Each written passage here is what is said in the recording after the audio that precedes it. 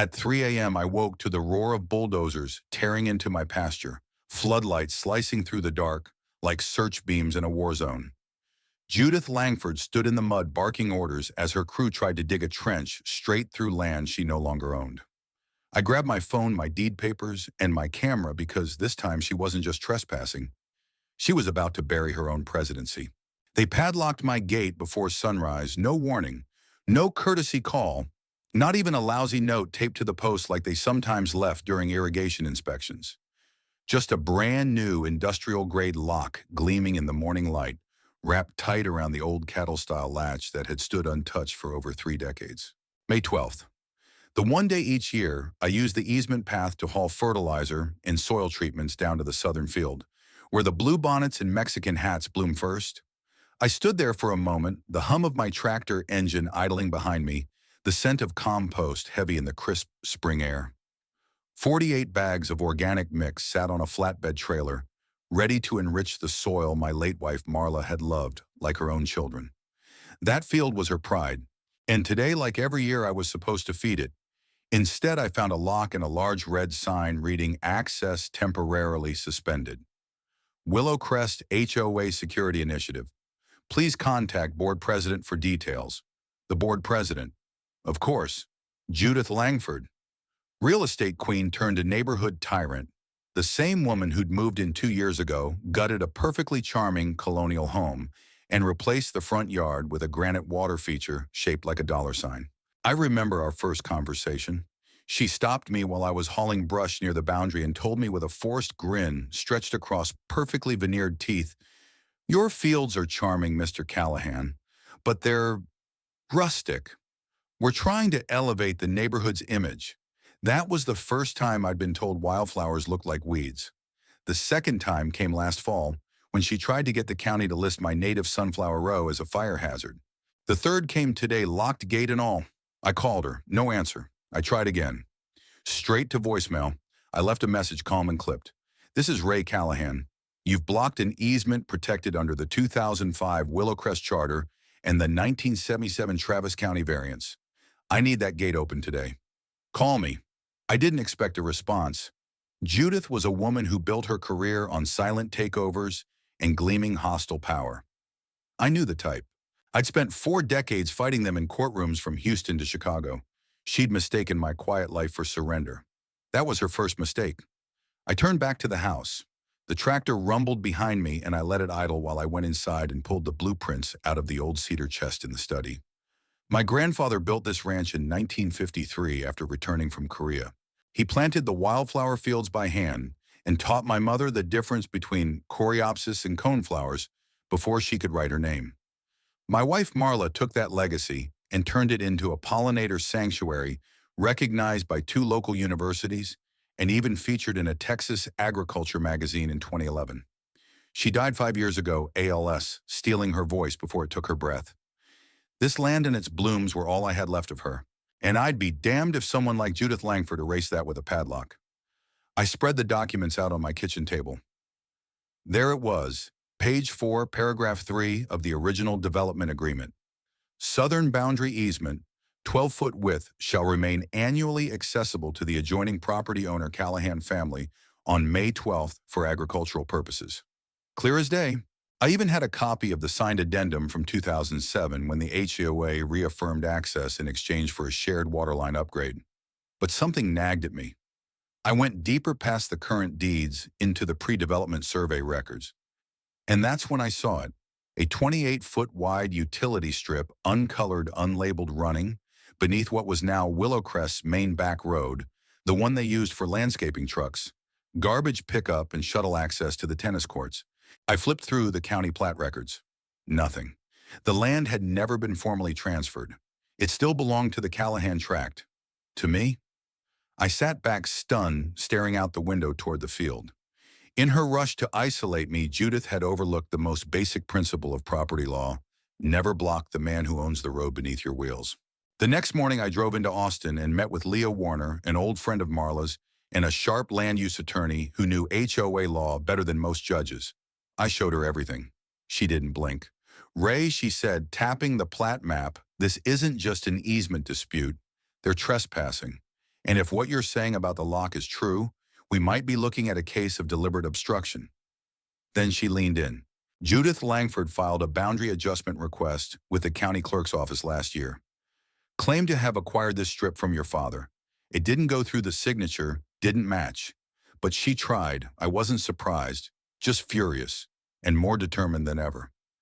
That night I walked the road. I carried a flashlight and a measuring tape and confirmed it myself. 28 feet wide, starting at the curve near the mailbox and ending at the east cul-de-sac. Enough space for every HOA truck they used to scoff at the old flower man. I placed a small wooden stake every 50 feet marking the line. I didn't sleep. I just sat in Marla's rocker on the porch, listening to the coyotes and thinking of what she'd say. "You don't need to yell Ray. Just show the truth and let them trip over it." The next morning I woke with purpose. I called a sign company in Bastrop, ordered 10 custom aluminum signs with reflective backing, and had them printed with the phrase, "Private property, Callahan Family Reserve, access subject to floral easement law." I added a QR code linking to the county records. Then I called Leah. "We're going to post them before the weekend." She agreed. Quiet action, documented rights, pressure through truth, not noise. That was how we'd fight. Not with lawsuits, at least not yet, but with facts and flowers. As I waited for the signs to be delivered, I spent my afternoons tending the parts of the field I could still access. The black-eyed Susans had started blooming early this year. I took it as a sign. Marla always said they were the bravest flowers, sun chasers that refused to wilt, even when the rains delayed.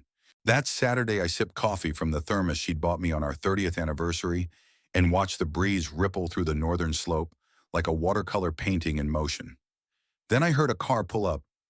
Judith, in a white BMW SUV dressed like a politician in campaign season. She didn't bother stepping out, just rolled down her window and offered a smile that didn't touch her eyes. "Mr. Callahan," she said, voice like sweet tea left too long in the sun. "I hear you've been quite busy." I stood at the edge of the porch, hands in my pockets. "Not as busy as you've been falsifying land records." Her lips twitched. "We're in the middle of security upgrades. You can submit a formal request if you need access in the future." "It's not a request if it's a right," I said, "and you're standing on land you don't own." She glanced down the road. Her eyes narrowed as she spotted one of the wooden stakes. "You're making a mistake." "Not my first," I said. "But this one comes with receipts." She drove off. The signs arrived Monday. By dawn Tuesday, they were posted, professionally mounted, weatherproofed, and angled perfectly for every maintenance crew, delivery driver, and resident using the road. I installed motion-triggered cameras and kept copies of all relevant records in a locked drawer.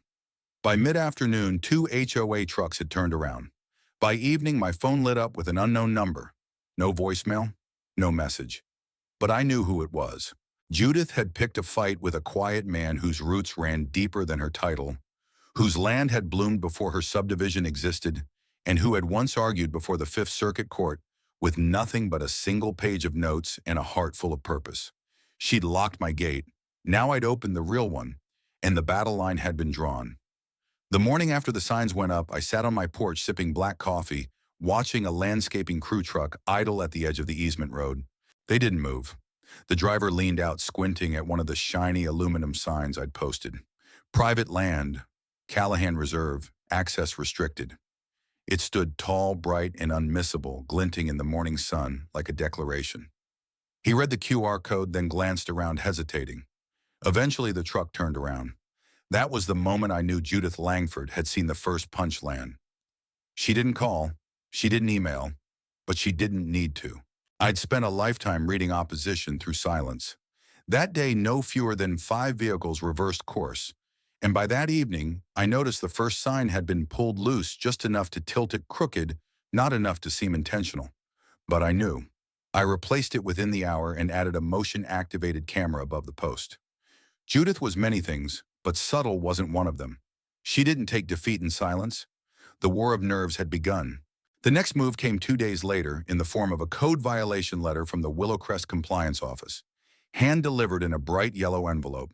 Unregulated vegetation overgrowth posing a visual obstruction to adjacent properties. My wildflowers. They were talking about my wildflowers, not invasive species, not dead brush. Wild, blooming, legally recognized flora. I didn't respond. I scanned it, added it to a new folder I labeled retaliation, and kept going.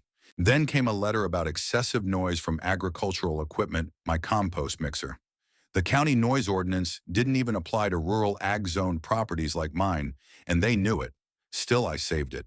The third letter accused me of unauthorized fencing material. I hadn't installed a fence in 5 years. That same night, one of my pasture fences was cut. A clean, deliberate snip through 3 lines of taut wire. When I walked the property at dawn to check my camera footage, I found another fence post had been pulled entirely out of the ground. My heart sank. Marla used to walk these fields with a notebook in hand, jotting when certain flowers bloomed, which pollinators visited, when which parts of the field needed resting. It wasn't just sabotage, it was desecration. I filed a sheriff's report but kept the language neutral. Unknown vandalism, no known suspect. Still, I attached the footage from my security cam, a grainy figure in a hoodie, headlights off, moving fast through the dark. No plates, no face, just pattern and timing. Leah called me the next afternoon. They're trying to exhaust you, Ray. Stack up violations, bury you in nonsense, force you to cave, or miss something important. I knew she was right. I'd used the same strategy in court years ago. Agitate, delay, deflect. What's our next move, I asked. We hold the line, she said. And if they try to build around you, we take the land out from under their feet. That's when I remembered Rosa. Rosa Maddox lived on the 5-acre parcel that bordered both my southern fence and the far corner of Willowcrest. A widow 72, mostly kept to herself. Marla used to bring her jars of wildflower honey every spring. Once years ago, Marla helped her appeal a property tax hike after Rosa's husband died. Never asked for anything in return. That kind of thing stuck with people. I paid Rosa a visit. We sat in her screened porch, sipping sweet tea while birds chirped over a nearby rose hedge. I asked gently if she'd ever considered selling the land. Not to them, she said flatly. Not after how they treated you, and certainly not after the letter they sent me last fall about my clothesline being a visual disturbance. She shook her head, lips tight. But for you, Ray, I'd think about it. A week later, with Leah handling the details, I purchased the land thanks to a bridge loan from the Wild Texas Conservancy, a group Marla had once volunteered with. We kept the transaction quiet. No filings until it was final. No announcements, no warnings. Judith didn't see it coming. That Friday morning, I heard engines. Big ones. I stepped onto the porch and saw them, 2 bulldozers, a backhoe, and a convoy of pickup trucks. Willowcrest's plan was clear. They were trying to break ground on a new access road that would skirt my boundary entirely. But that road would have to pass through the corner of Rose's, now my land. I grabbed the folder marked Deed, Maddox Parcel, called Leah, then dialed the sheriff's office. When I arrived, the crews were unloading cones and tape, prepping the soil. I approached calmly, drone hovering overhead to record. "Morning, gentlemen," I said. "I'm going to have to ask you to stop work immediately. You're standing on private property." The foreman frowned, holding a clipboard. "We've got approval from the HOA board. They don't own this land," I said, handing him the documents. "As of last week, it's mine, and I haven't given permission for any work." Just then, Deputy Mallory pulled up. I'd worked with him before Goodman Fair. I explained the situation, provided the deed, the drone footage, and the boundary survey Leah had finalized 2 days earlier. The deputy turned to the crew. "I'm going to have to ask you to stop all activity until this is sorted. Looks like Mr. Callahan's within his rights." The look on Judith's face when she arrived 10 minutes later, designer boots dusted from the dirt, was pure fury. She stormed up to me like she was still on a podium. "This is obstruction of infrastructure," she snapped. "This land was under negotiation." "Negotiation isn't ownership," I replied calmly. "And as of now, this entire corner lot is off limits." "You're playing games with people's lives, Ray," she hissed. "Blocking fire routes, sanitation access. Then maybe you should have respected the agreements your predecessors made." Behind her, a crowd had gathered, residents, board members, a few curious kids on bikes. I didn't need to say more. The truth was doing the heavy lifting. Judith turned sharply and barked at her team to pack up. The foreman hesitated, then nodded. Equipment shut down. By sunset, the field was quiet again. I stood at the new boundary, wind stirring the early blooms. Purple coneflowers, Marla's favorite. I could almost hear her voice, teasing and proud. I told you those roots ran deeper than people thought. That night I poured a glass of rye and reviewed the footage one last time. Tomorrow I'd post new signs, this time on the newly acquired land. And soon I'd unveil a plan that wouldn't just protect the flowers, it would make them impossible to pave over again. The new signs on the Rosa tract went up at dawn, same reflective metal, same bold lettering, same QR codes leading to verified county deeds. But this time they carried a new message beneath the legal notice: future home of the Marla Callahan, Wildflower Preserve. I didn't announce it publicly, not yet. I let the words speak softly into the wind, the way Marla would have liked, graceful, humble, certain. That afternoon the wind carried more than blossoms. A letter from the HOA arrived unsigned but aggressive, warning me that unauthorized toll collection would be met with legal action. They were referring, of course, to the gate systems I had installed the night before. One at the original service road, the other at the newly purchased Rosa access. Each had a camera license plate recognition and a digital toll reader that spoke in a calm, female voice. $30 fee to Willowcrest HOA. Thank you for supporting native wildflowers. It was poetic and practical. Residents weren't charged, only commercial and maintenance vehicles. I wasn't out to punish people who'd simply bought homes. I was targeting the system that had tried to strangle my roots. By the second day the tolls were working. Crews grumbled. Judith fumed. I could see her SUV circling the easement like a hawk looking for a breach. But there were none. Everything was clean, legal, documented. Leah made sure of it.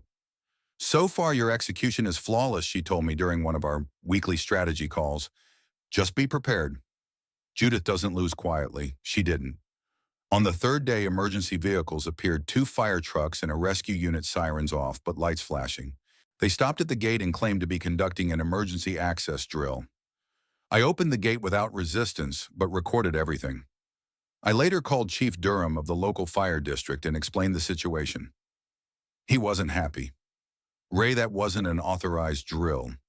HOA can't weaponize our units for their disputes. You've got no problem from us. Then came the political angle. Judith called in a favor with Councilwoman Teresa Alvarez. At least that's what she thought. But Teresa and I had history. Marla once organized a native planting workshop for one of Teresa's community gardens, and the councilwoman hadn't forgotten it. You have nothing to worry about from City Hall, she told me after reviewing my permits. In fact, you might want to share your environmental impact report. I hear you've uncovered a few HOA violations. And I had. While sifting through documents during the toll system installation, I found environmental reports showing that Willowcrest development had overextended into runoff protected areas, affecting wild bee habitats and seasonal water tables. These were buried in HOA archives, but they bore Judith's signature. When I shared them quietly with the city's environmental board, they were not amused. Inspections were ordered. And Judith, once the queen of code enforcement, now found herself defending drainage failures and ecosystem damage. The shift was happening. I could feel it. One evening I stood at the gate just as a landscaping crew approached. The driver rolled down his window, and instead of arguing about the toll, he said, "Mr. Callahan, sir, do you happen to know what kind of flowers those are?" I looked where he pointed. Purple liatris spikes swayed in the breeze. "Blazing stars," I said. "Pollinators love them," he smiled and scanned his toll code. "My daughter's learning about native flowers in school.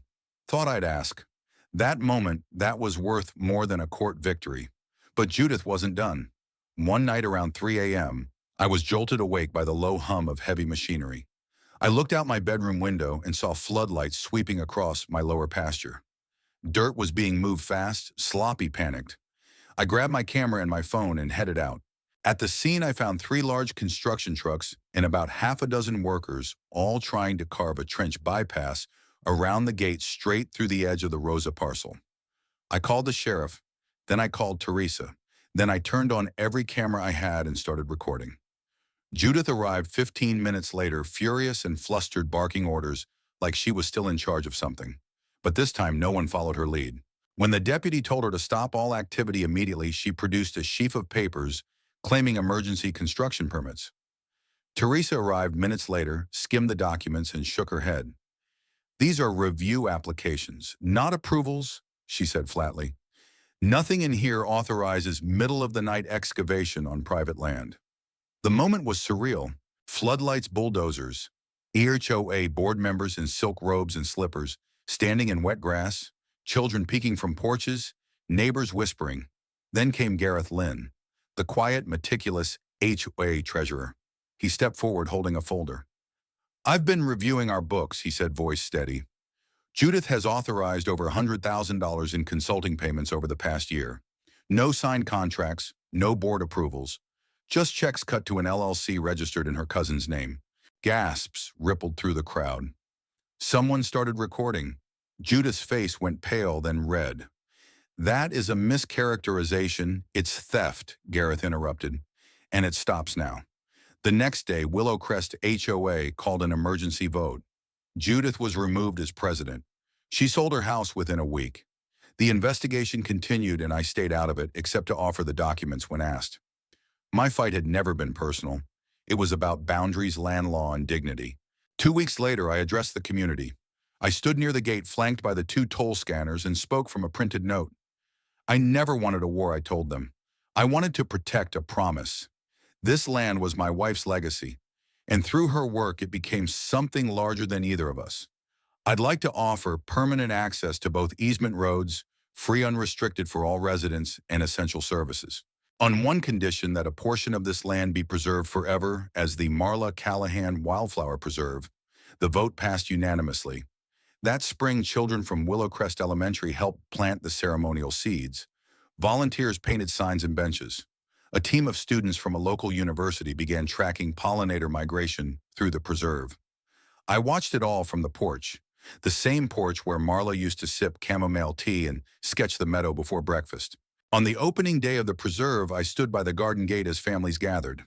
The wind was light, warm, full of birdsong. A little girl tapped my hand. "Mr. Callahan, are those Marla's flowers?" I nodded, eyes stinging. "They sure are." She smiled. "They're really happy." And so was I. As the sun dipped low, I looked out over the land and saw what justice looked like, not in courtrooms or fines or titles, but in blooming fields, waving flags, and children chasing butterflies through flowers that were once called weeds. The final sign went up the following week. It read, "Let what is wild bloom freely." And beneath it, in smaller print, established in memory of Marla Callahan, who showed us that true community grows not from control, but from care. I touched the sign with one hand and whispered, "We did it, honey." And this time I swear I heard the wind whisper back. Justice like wildflowers had taken root, and it wasn't going anywhere. Not now, not ever. In every community, there are lines both literal and moral that should never be crossed. The story of Raymond Ray Callahan teaches us that when those lines are violated, standing firm with grace, evidence, and resolve can turn injustice into lasting change. Ray didn't seek confrontation. He didn't yell or grandstand. He stood his ground with quiet dignity, using the tools he had: truth, documentation, and respect for the law. He didn't fight fire with fire. He fought with facts, with history, and with heart. And in the end, he didn't just protect his land. He protected the legacy of his late wife. He gave his community something they didn't know they needed: a reminder that beauty, tradition, and stewardship matter more than property values or control. The lesson here is simple but powerful. Never underestimate the strength of someone who has something worth protecting. And never assume that silence means weakness. Ray endured harassment, sabotage, and manipulation. But he responded with legal clarity, environmental responsibility, and ultimately community healing. He turned a bitter conflict into a blooming sanctuary. For those of you listening today who may feel powerless in the face of bureaucracy, prejudice, or abuse of authority, remember Ray. Remember that your roots, your history, and your voice matter. Don't be intimidated into silence. Document everything. Seek help from those who believe in fairness. And never be afraid to defend what is rightfully yours, not with revenge, but with reason. We also saw the value of community allies like Leah Rosa Gareth and even Councilwoman Teresa, who each stood up when it counted. Sometimes change begins with just one person saying, "That's enough." Other times it takes a spark to bring a whole neighborhood together. Ray didn't win with force. He won with patience, planning, and purpose. At US Daily Story, we believe in telling stories that reflect real values, courage, resilience, and the power of doing what's right, even when it's hard. If this story touched you, if it reminded you of someone you know, or inspired you to speak up in your own life, we'd love to hear from you. Drop a comment below, share your thoughts. Because these aren't just instructive stories, they're reminders of what we're capable of when we stand up with heart. Thank you for listening. Thank you for believing in justice. And most of all, thank you for being part of this journey. From all of us at US Daily Story, stay strong, stay kind, and let what is wild bloom freely.